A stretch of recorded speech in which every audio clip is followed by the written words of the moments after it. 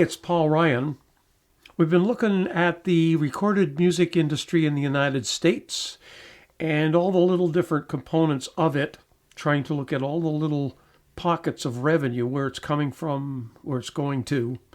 Today, I'm going to look specifically at shares of DSPs of that $15.4 billion in streaming revenue.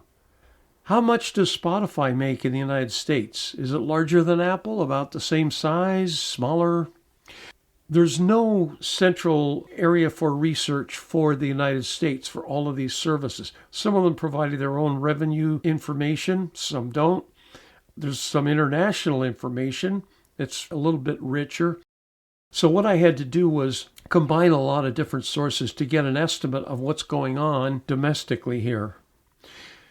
So here goes. This is my estimate of U.S. Market share by company. Spotify, I got leading at 32% of that $15.4 billion. Apple, 24%. Amazon Music, 17%. YouTube is 6%, but rising real fast. iHeart at 3%. Pandora at 3%. SiriusXM, 3%. And all others at 12%. Just as a comparison, the international figures, Spotify's 31%. So it's consistent in the United States and around the world, whereas Apple, the Apple Group, is 14% internationally, but 24% in the US. So Apple's base is the United States.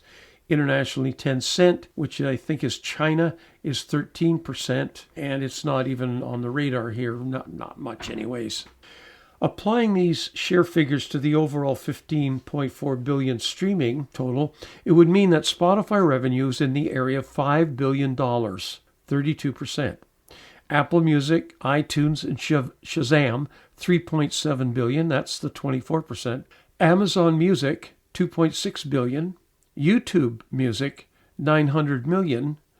Pandora and iHeart each, $465 million, so $500 million. More or less, getting there. By comparison, these companies, although extremely large within the music industry, are quite small in comparison to companies in other industries. I want to make that point. I keep coming back to the music business within the context of all business. Just as an example, Coca-Cola, $46 billion company, and we've got Spotify at 5. Walmart's many times larger than Coke again. But within that $18 billion industry, when you think about streaming services, where is the money coming from? We're going to look at that next week. I wonder what Paul's featured song is today on SoundThreads. Paul, what have you got for us? Today's song is a song called Seabird. I wrote it as an allegorical kind of story song. People and birds know the difference between a true leader and a pretender or a poser. In this case, it was better to be magnanimous than to be self-centered, selfish, and antagonistic to others.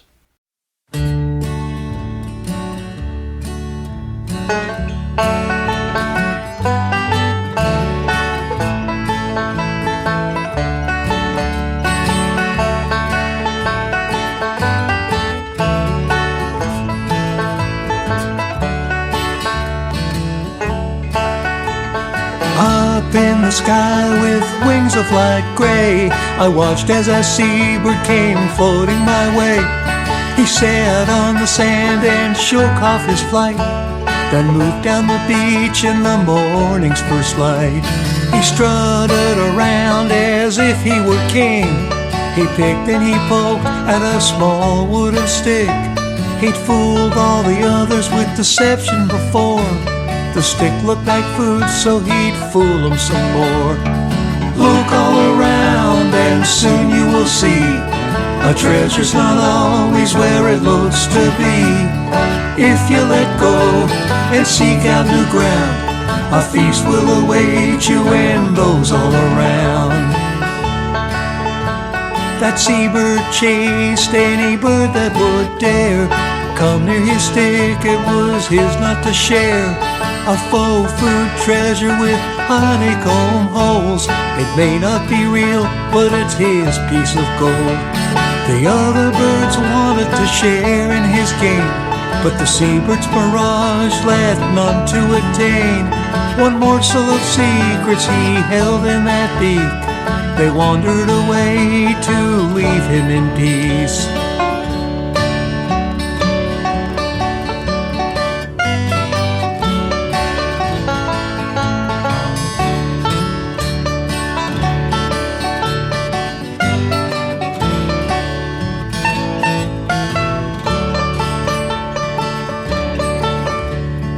Then one gull began shrieking and chirping. He jumped to the air, his discovery circling, to show the whole flock where to look for some food, trumpeting loudly so I'll be included.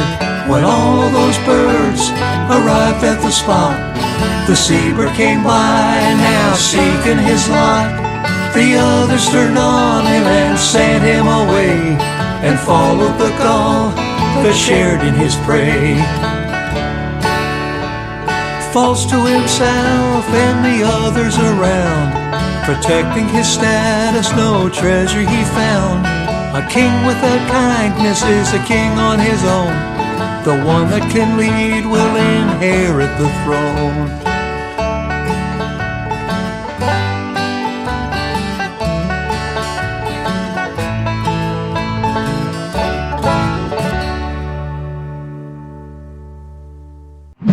It's time now to take a look at what is going on in the musical life of Freddie Spaghetti. The audience applauds as Freddie strolls onto the stage. He waves back, takes his place at center stage. He glances back at the band members who are already on stage and lifts his microphone from its cradle.